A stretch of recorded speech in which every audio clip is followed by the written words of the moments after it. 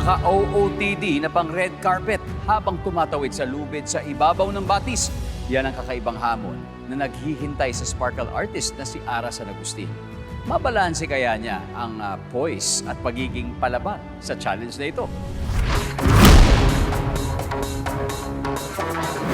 Paboritong pusuan ng kanyang fans at 1.75 million followers sa social media ang mga glamorous photos ng actress, model, singer, and host na si Ara San Agustin. Pero ang hindi alam ng marami ay certified nature lover din siya. Mga ka-amazing! Nandito tayo ngayon sa playground ko sa Camp Tipolo. Fashion meets fierce ang drama ko ngayon.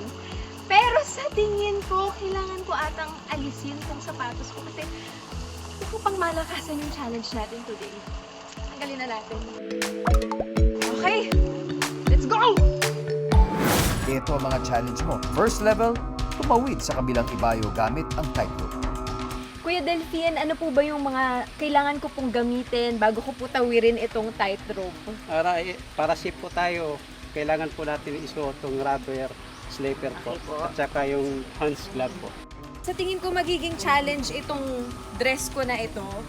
So, itatali ko siya para matawid natin ang maayos at hindi tayo mahulog. Good luck, Ara. Uy, grabe arm workout to. Oh my gosh. Yung pilates ko, walang-wala. Teka lang. First time ko naman siya nagawa. So, nangangapa talaga ako. Ginamit ko yung core ko para magtuwid ng kahit papano. Oh my, ayun! Hindi pwedeng madaliin ang mga bagay-bagay. Mas more on the core and arms yung talagang may tension sa akin. Pero at the same time, nag-e-enjoy ako sa kanya kasi feeling ko naman hindi ako mahuhulog kasi nakakapit ako sa rope eh. So kahit na madulas yung paa ko, feeling ko hindi pa rin ako mahuhulog. Maangat ko yung sarili ko. Iniisip mo lang na kala mo mahirap kasi ang nipis-nipis ng tali. Hoy! It's all in the mind. Pero madali lang pala siya. Malalampasan at malalampasan mo rin pala siya. Level 1 sa tightrope, check.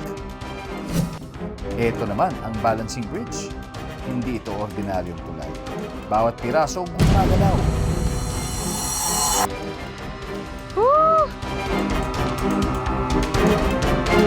Okay, kailangan engaged yung core.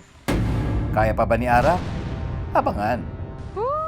Balancing in style pa rin ba si Ara o may fashion emergency na siya? Alamin natin. Ano, Ara? Kamusta? Ang naging struggle ko sa balancing bridge was yung dress ko. Kasi tinali ko siya, di ba? So, medyo may resistance. So, kapag gumaganon, hinihila nung dress ko pabalik yung leg ko. Mind and body coordination din siya. Okay. Huwag masyado magalaw. Sinat ko sa mind ko na hindi ako pwedeng mahulog. Kailangan matapos ko lahat ng challenges nang hindi ako nahuhulog. 2 out of 3 challenges accomplished. Last one to go. Let's go! And now, for the third and final level, ang balancing log. Balancing log was the most difficult out of all the 3. Nauuna yung fear kesa dun sa katawan ko. Kasi yun talaga, manipis lang siya, nalalakaran mo eh. So, konting kibot mo lang, tutumba ka na agad. Grace, under pressure, it's real. Wala nang grace to. Teka lang. Woo! Kinakausap ko lang yung sarili ko na, girl, malapit ka nang matapos, hindi ka pwedeng mahulog. Dito ka pa ba mahuhulog? Dahan-dahan lang, kalmado lang.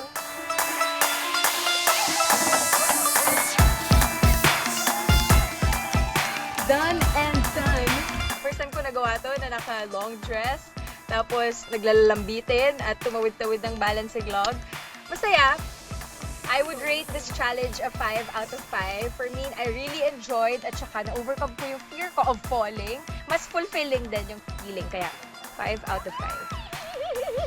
Hi! Ang sarap magpahinga at kumain pagkatapos ng mga challenges na ginawa ko today.